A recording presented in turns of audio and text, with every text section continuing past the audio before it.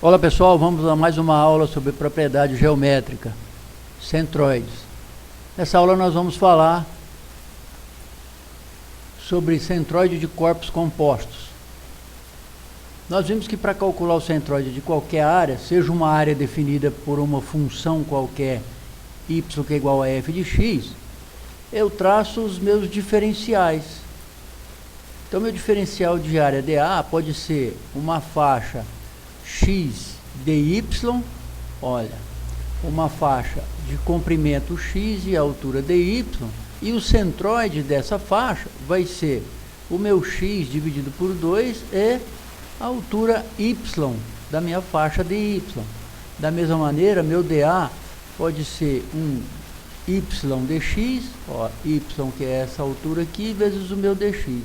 E o centroide está em x, vai ser igual a x, né, o centroide lá do meu dx, e na altura vai ser y sobre 2. Agora, para corpos que podem ser divididos em áreas conhecidas, nós sabemos que um corpo consiste de uma série de corpos e formas mais simples. E esses corpos de forma mais simples estão conectados entre si e eles podem ser de forma retangular, pode ser de forma triangular, pode ser de forma circular, semicircular, enfim. Esses corpos, eles podem ser seccionados ou divididos, e desde que você conheça para cada corpo o seu centro de gravidade, a localização do centro de gravidade do corpo total pode ser feita de uma maneira mais simplificada, eliminando aquela necessidade de integração. Ou seja, esse corpo que nós temos aqui, por exemplo, eu posso fazer o seguinte: primeiro eu preciso localizar a minha origem. Na onde que eu quero colocar a origem? Eu vou colocar minha origem nesse vértice. Olha só, esse vértice vai ser minha origem. Então, esse sentido aqui é meu eixo x, e esse sentido aqui é meu eixo y. Essa figura eu vou dividi-la em, ó, vou dividir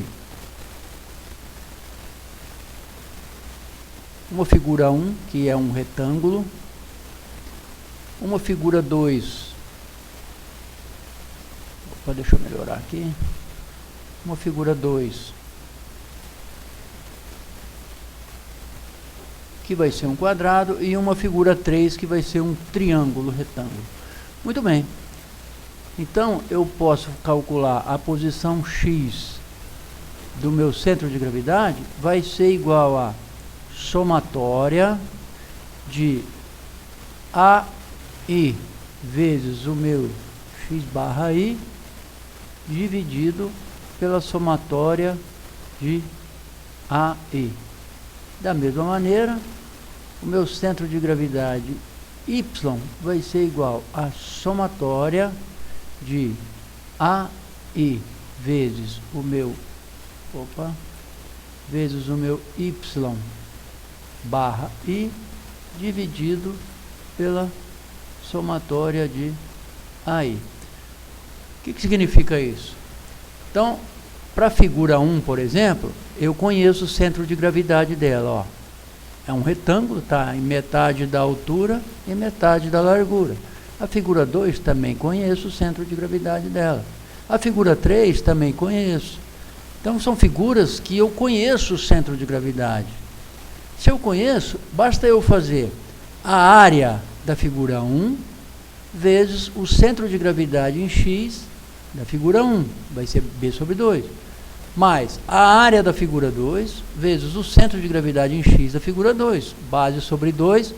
Como eu estou distante da origem, essa distância mais essa, então o centro de gravidade dela vai ser sempre com relação à sua origem. Da mesma maneira para a figura 3. E da mesma maneira, considerando o eixo y. Com isso nós conseguimos calcular o centro de gravidade de uma figura composta por várias outras figuras que eu posso dividir, sem precisar utilizar aquelas integrais. Ficou muito mais simples agora, e com isso nós facilitamos o nosso trabalho de agora para frente. É lógico que em determinadas situações haverá necessidade da aplicação das integrais, mas é uma situação bem mais difícil. Ok? Muito obrigado pela atenção e vamos até a nossa próxima aula para resolvermos alguns exercícios. Grande abraço a todos.